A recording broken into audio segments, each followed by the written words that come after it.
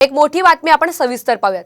सोलापुरामध्ये हिंदू जनाक्रोश मोर्चा दरम्यान झालेल्या दगडफेकी प्रकरणी 2 जणांना ताब्यात घेण्यात आले, तर 15 जणांवर गुन्हे दाखल करण्यात आलेत। नितेश राणे, टी राजा यांनी केलेल्या वादग्रस्त वक्तव्यानंतर दगडफेक झालेली होती। सध्या या संपूर्ण परिसरामध्ये तणावपूर्ण शांतता पाहायला मिळते। तर सोलापुरामध्ये हिंदू जनाक्रोश मोर्चा दरम्यान झालेल्या दगडफेकी प्रकरणी आता 2 जणांना ताब्यात घेण्यात आले आहे। दरम्यान याचा सविस्तर आढावा घेतलेला आहे आमचे सोलापूरचे प्रतिनिधी विश्वभूषण लिमये यांनी।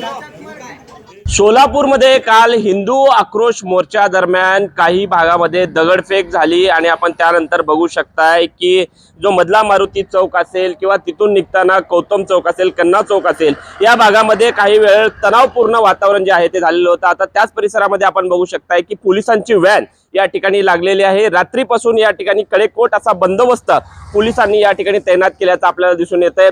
ज्यावेळेस हा हिंदू जनाक्रोश मोर्चा निघत होता त्यावेळेस काही टवाळखोर मुलांकडनं या ठिकाणी दगडफेक करण्यात आलेली होती। मधला मारुती चौकामध्ये आपण जर बघितलं तर मस्जिद सुद्धा आहे, त्या ठिकाणी प्रिकॉशन म्हणून मस्जिदीवरती पांढरा कापड जो आहे तो टाकण्यात आल्याचं आपल्याला पाहायला मिळालं आणि एकूणच खबरदारी घेत असताना सुद्धा त्या ठिकाणी दगडफेक झाली। या सर्वांमध्ये काल रात्रीच पोलिसांनी 2 जणांना जे आहे ते ताब्यात घेतलेला आहे आणि 15 जणांवर जोडभाई पोलीस स्टेशनमध्ये गुन्हा जो आहे तो दाखल करण्यात आलेला आहे।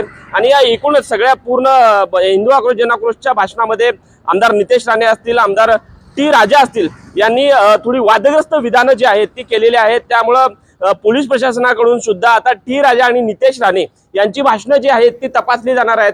विश्वभूषण लिमये, साम टीव्ही न्यूज, सोलापूर।